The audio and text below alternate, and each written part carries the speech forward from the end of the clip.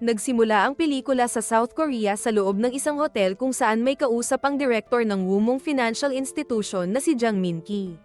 Siya ay wanted dahil sa tax evasion na bilyon ang halaga. Plano niyang tumakas kinabukasan gamit ang isang cargo ship patungong Vietnam. Nang gabi ding iyon, di niya inasahan na may biglang lumitaw na grupo ng mga lalaking nakasuot ng maskara. Magalang na binanggit ang kanyang pangalan ng isang lalaki at pagkatapos ay tinurukan siya ng gamot dahilan upang tuluyan na siyang mabura sa mundo. Nagtanim sila ng ebidensya upang magmukhang namatay ang direktor sanhi ng drug overdose. Di nagtagal ay biglang lumitaw ang kanyang mistress na pinatay din ng grupo upang maging malinis ang kanilang operasyon. Ang misteryosong grupo ay bumalik sa kanilang lungga at nagpalit ng uniforme na pangpreso. Kinaumagahan ay nabalita sa pahayagan ang biglang pagkamatay ng direktor at mistress nito. Isinara ng otoridad ang kaso at tinigil ang investigasyon dahil napag-alaman na drug overdose ang ikinamatay ng mga biktima base sa mga nakalap na ebidensya. Pagkalipas ng ilang araw, isang bus mula sa korte ang dumating sa Seoungan Prison. Isa sa mga bagong ikukulong ay si Song Yugan na dilaw ang name tag na ibig sabihin ay delikadong personalidad kumpara sa ordinaryong bilanggo. Isang preso ang hinamon at minura siya kaya dinuraan niya ito. Nagkagulo ngunit agad ding naawat. Nakulong siya sa selda kung saan ang mga preso ay pinagtripan agad siya. Pinahirapan at binugbog siya ng mga preso na pinamumunuan ni Chang Hil. Oras ng tulog ay nawiwi ang leader na inihiyan si Yugan. Gustong malaman ng leader kung ano ang pinagsasabi niya kaya tinanggal nito ang busal niya sa bibig. Sa sobrang galit ay kinagat ni Yugan ang tenga ng leader. Nakaalpas siya at na-hostage si Chang Hil gamit ang basag na fluorescent lamp. Nagbanta siya na papatayin ang leader kung hindi siya haharapin ng warden. Pinagbigyan ng hiling niya na makausap ang warden na si Warden Kang. May yabang na nakiusap si Yugan na ilipat siya sa ibang selda sa pangakong hindi na siya muling gagawa ng gulo. Di umubra ang kanyang pakiusap sa warden na minaliit ang kanyang kakayanan kaya pinabalik na lang siya nito sa kanyang selda. Habang naglalakad siya pabalik ay hinarang siya ng isang grupo ng mga preso at kinaladkad patungo sa workshop sa likod ng kulungan. Doon ay hinarap siya ni Jung Ik-ho, ang hari ng Seoungan Prison. Nagsabi si Ik-ho na, sa kulungang iyon ay kailangan niyang matutong makisama. Di nagpatinag si Yugan kay Ik-ho kaya inutusan ng leader ang kanyang mga tauhan na putulin ang isang kamay nito. Sa unang pagkakataon sa kanyang buhay ay nakaramdam siya ng takot at nagmakaawa. Nagsabi siya na susundin niya ang lahat, anuman ang iutos ni Ik-ho. Nalipat si Yugan sa solitary confinement sa loob ng 20 araw dahil sa ginawa niyang pang-hostage kay Chang Hil. Habang nakakulong sa Bartolina ay nakausap niya ang isang jail guard. Ikinwento nito ang karumal-dumal na ginawa ni Ik-ho sa leader ng White Tiger Gang. Dinukot nito ang mga mata ng gang leader sa harap ng daan-daang saksi. Kahit ang warden ng bilangguang iyon ay di pwedeng kantiin si Ik-ho. Matapos mabartolina ay nakalabas na rin si Yugan. Pagbalik niya sa yarda ay nandoon si Chang Hil na galit pa rin sa kanya at gusto nitong maghiganti. Nang mapansin ni Ik-ho ang kaguluhan ay inutusan niya ang dalawa na magduel para malaman kung sino talaga ang mas malakas sa kanila. May kondisyon si Yugan na kapag nanalo siya ay fried chicken ang premyo. Bukod dito ay kailangang mailipat siya sa selda 8. Samantalang si Chang Hil naman ay hiniling na mailipat siya at mga kagrupo niya sa ibang kulungan. Nagsimulang maglaban si Yugan at Chang Hil habang nagchichir ang kani-kanilang mga kakosa. Sa una ay liyamado si Chang Hil sa laban dahil nagawa niyang makulata si Yugan. Ngunit sa bandang huli ay nakabawi si Yugan at nagawang magwagi sa laban. Laking tuwa ng mga preso sa premyong fried chicken. Di nagtagal ay sinundo si Yugan ng Chief of Security at hinatid siya nito sa bago niyang selda. Ang selda 8, kung saan komportableng nabubuhay ang mga preso na parang nakalimutan nang nagsisilbi sila ng sentensya. At habang nagtatrabaho sa kusina sa araw na iyon, nakilala ni Yugan ang iba pang kasama sa grupo, na pawang mga eksperto sa kani-kanilang larangan.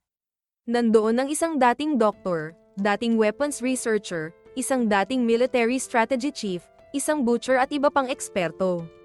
Sa kulungang iyon ay ipinapakita kung paano gumagalaw ang sistema ni Ik-ho. Nagdagdag pa sila ng eksperto sa explosive na galing sa ibang kulungan upang maisakatuparan ang bagong misyon na pinapagawa ni Dr. Kim.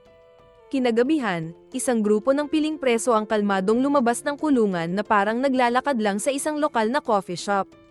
Ang misyon nila ay nakawin ang laman ng isang safe sa labas ng lungsod. Matagumpay nilang naisakatuparan ang misyon, ngunit nang pabalik na sila sa bilangguan ay nagawang makatakas ng isang kasamahan nila. Kinaumagahan, nakatanggap si Warden Kang ng ulat tungkol sa nakatakas na preso. Habang sumasakit ang ulo sa insidenteng iyon, biglang nakatanggap ang Seiyungan Prison ng isang hindi inaasahang bisita. Dumating si Chief Bei na head ng lahat ng bilangguan para sa isang surprise inspection. Agad na nataranta si Warden Kang, at si Ikho naman ay pinatayo ng tuwid. May nakaraan pala si Chief Bei at Ikho sa Gangjin Prison taon na ang nakalilipas, kung saan si Ikho ay isa lamang inmate number 7126 na pinasuko niya. Kaya ngayon, matapos maging hari ng Seiyungan si Ikho, inulit ni Chief Bei ang dating laro, ang utusan itong yumuko at alipustahin sa harap ng kanyang mga tauhan.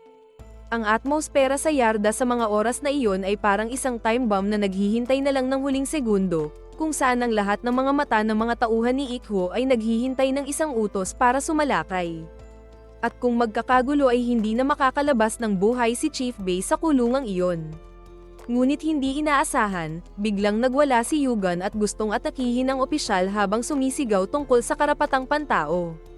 Isang diversion na naging dahilan upang pumagitna ang mga guard para pasukuin si Yugan sa pamamagitan ng matitinding hampas. Ang sitwasyong ito ay sapat na para itigil ni Chief Bei ang paghampas kay Ikho, sabay alis sa lugar na may pagkadismaya. Samantalang si Yugan naman ay binalik sa Bartolina. Bilang pasasalamat, inalok ni Ikho si Yugan sa anumang hilingin niya. Agad na tumugon si Ikho kaya nagtungo sila sa dalampasigan upang pagsaluhan ang isang bote ng alak at sariwang sashimi. Sa gitna ng kanilang usapan ay nagbigay si Ikho ng isang espesyal na misyon. Ito ay hanapin ni Yugan ang kasamahan nilang tumakas kapalit ang 100 milyong won. Hindi nagtagal ay nahanap ni Yugan ang takas sa Gunsan Port habang naghihintay ng smuggling ship patungong China. Unang sumalakay ang kasama ni Yugan pero nadaig ito ng kalaban kaya sumugod na rin siya. Sa huli ay nasaksak ng takas ang kasama nila. Sa kabilang banda ay hindi nakaligtas ang takas nang harapin siya ni Yugan. Ibinalik ang takas sa warehouse ng kulungan, kung saan umiiyak ito at nagmamakaawa. Agad na ipinataw ni Ikho ang parusang kamatayan sa kanyang traidor na tauhan tapos ay ibinigay ang pangakong 100 milyon won na rewards kay Yugan. Sa nakalipas na 24 na oras ay nasaksihan ni Lieutenant Song Yugan ang nakakagulat na kaganapan sa loob ng bilangguan. Lumipat ang eksena sa mga pangyayari bago pa nakulong si Song Yugan. May kuya si Yugan na nagngangalang Song Yu-chol, isang investigative journalist para sa Dongguk Daily na binansagang pagong ng mga kasamahang reporter. Pumunta siya sa opisina ni Yugan para humingi ng tulong na imbestigahan ang isang kulungan na naniniwala siyang may koneksyon sa kaso. Ngunit tumanggi si Yugan dahil mukhang masyadong malayo ito sa katotohanan at iyon na ang huling pagkakataon na nakita ni Yugan ang kanyang kapatid na buhay. Pagkalipas ng ilang araw, natagpo ang patay si Yu-chol sa isang aksidente na masyadong malinis para tawaging aksidente.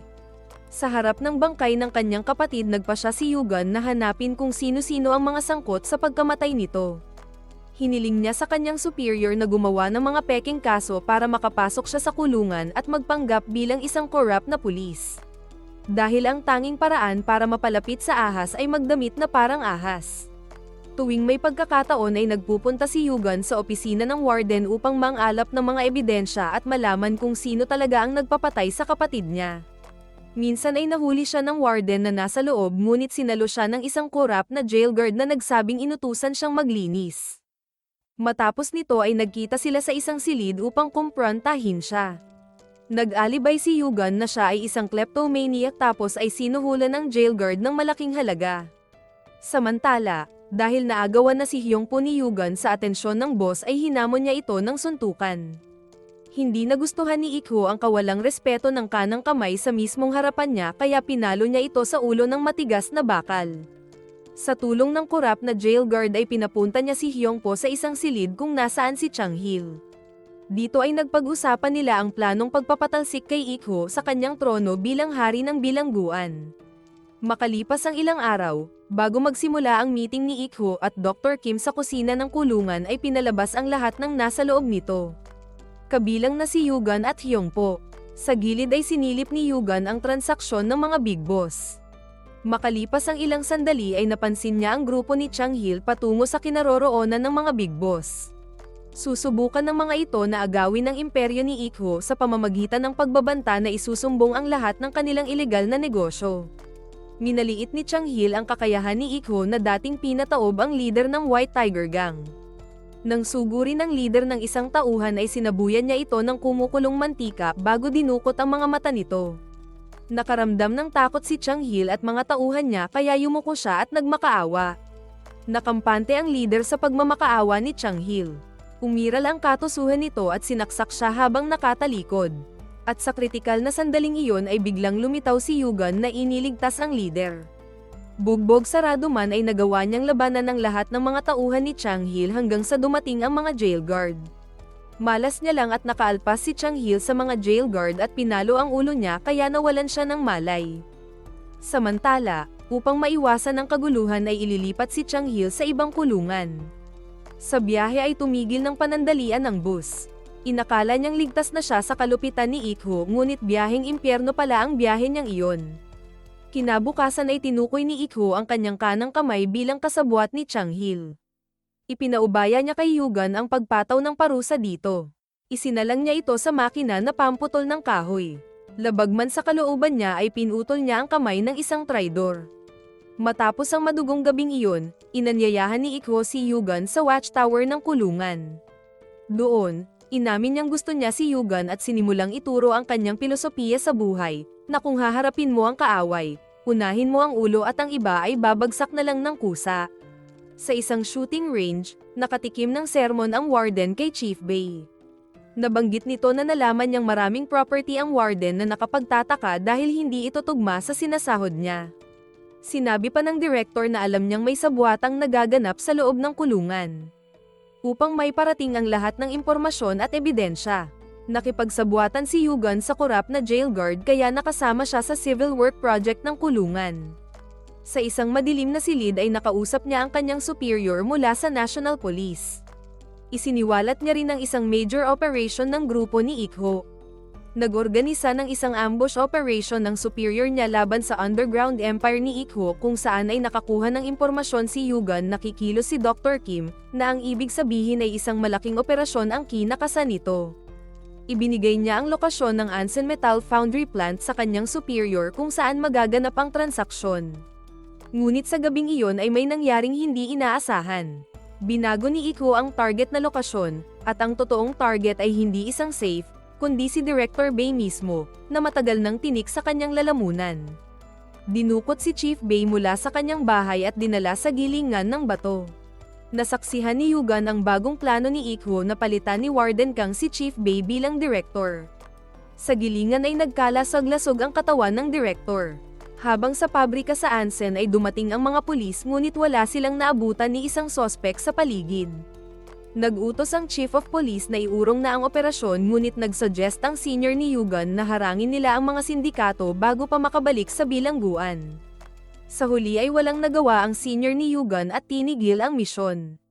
Pabalik sa Seiyungan Prison, inutusan ni Ikho ang kanyang mga tauhan na dukutin ang police commander na dating sumusunod kay Dr. Kim. Hindi nagtagal ay bumalik ang tauhan na may dalang larawan ng isang high-rankang police official, na siyang direktang superior ni Yugan sa undercover department. Sa mga sandaling iyon ay nabisto na ang cover ni Yugan. Ngunit sa saktong sandaling iyon, pumasok si Warden Kang. Sinisi siya ni Ikho kung bakit niya itinago ang lahat ng ebidensya na magiging dahilan upang maisiwalat ang lahat ng illegal na gawain sa kulungan. Napiko ng warden at tinutok ang dalang baril kay Ikho. Ngunit mabilis na naagaw ng leader ang baril at ipinutok ito sa kanya. Sinabi ni Ikho kay Yugan na palalabasin niyang nagpakamatay ito matapos barilin ang warden. Bago umalis ay inutusan ng leader ang mga tauhan na bitayin si Yugan. Nagpumiglas siya at hindi hinayaang makaalpas ang presong tinutuntungan niya. Kasabay nito ay pinatay ng isang preso na malapit sa kanya ang ilaw. Ito ang nagbigay daan upang makatakas siya mula sa lubad at makapanlaban bago tumakbo. At sa kanyang pagtakas, ang kaibigang informant na kakilala niya ay biglang sumulpot upang tulungan siya. Para maalarma ang emergency team at mga pulis na pumunta sa bilangguan, binuhusan nila ng gasolina ang buong paligid at imbakan ng LPG. At sa loob lang ng ilang minuto ay naging parang dagat ng apoy ang Seiyungan Prison. Ipinadala ni Ikho ang lahat ng mga preso at mga guard para apulain ang apoy habang pinutol nito ang komunikasyon sa labas. Ngunit huli na ang lahat dahil nakakuha si Yugan ng Armalite na pinaputok niya mula sa itaas ng watchtower. Itinutok at pinaputokan niya rin ang lupang kinatatayuan ni Ikho tapos ay itinabi niya ang dalang sandata. Ito ay tanda na handa niyang labanan ng mano-mano ang hari ng kulungan. Dala ang Bareta de Cobra ay inakyat siya ni Ikho sa taas ng watchtower. Kasabay nito ang paparating na mga bumbero at mga pulis. Gamit ang dalang Bareta de Cobra, inatake ni Ikho si Yugan. Nakuha niya ang Armalite at ginamit ito bilang panangga sa gamit ng kalaban. Nazukol ni Yugan ang hari at ipinakita sa lahat na may kahinaan din ito. Nagbago ang ihip ng hangin nang mahawakan ni Ikho ang sugat niya sa braso dahilan upang makulata siya ni Ikho hanggang sa magbigay warning ang mga pulis sa ibaba. Niyabangan ni Ikho ang mga otoridad kaya nagkaroon ng pagkakataon si Yugan na bugbugin siya at tuluyang patayin ngunit pinigilan ito ng Chief of Police.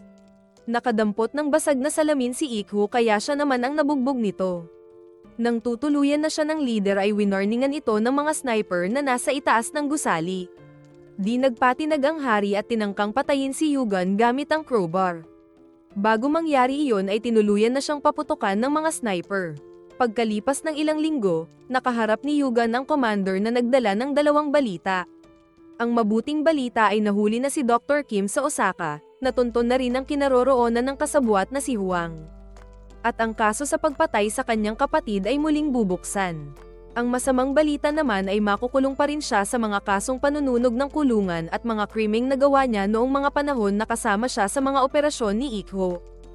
Hindi ipinagtanggol ni Yugan ang sarili, at nang tanungin kung handa na ba siyang pumasok muli sa kulungan, sumagot siya na walang problema sa kanya iyon dahil ang mga taong naninirahan sa loob ng kulungan ay walang pinagkaiba sa mga taong naninirahan sa labas nito.